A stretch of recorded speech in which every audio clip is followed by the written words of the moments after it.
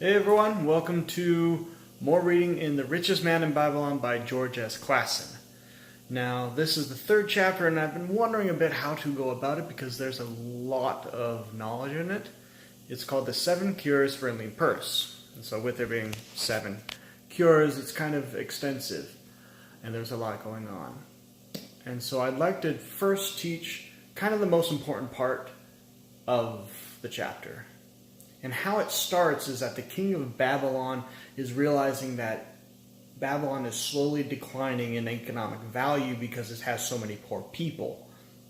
And so he's wanting to make it better, and so his counselor realizes as they're discussing it that if they want more of their people to be wealthy, they need to train them how to be wealthy. And the only way to do that is to find somebody who is.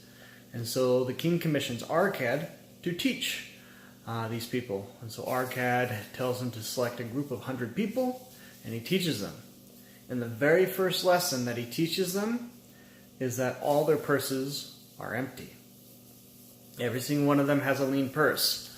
A little later on, he goes around and he discusses with them what each of them does. He has everyone name their professions, and they're all from all walks of life, from all sorts of income.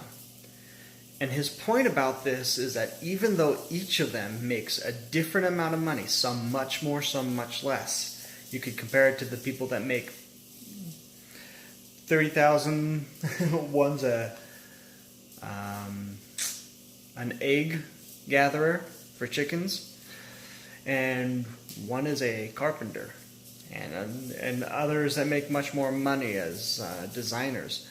And so you could compare it like a range between 30,000 and 100,000. But every single one of them has a lean purse. And the reason for that he explains, is that our expenses will match our income 100% of the time, unless we protest to the contrary. And that's the important part. We have to protest. We have to protect ourselves from what naturally happens with money when we're just going about life. Like, if you really look at it, you really don't need much more than $30,000 just to live normally and okay. Now sure, you can live more comfortably with more, but to get by, you only need 30,000. So if you're making 100,000 and you're in dire circumstances, what's really going on? And the point of that is that if you're not watching it, if you're not really looking at where your money's going, it'll just disappear, because it'll always match your income unless you consciously make the decision for it to not do that. You have to protest. And that's the most important part.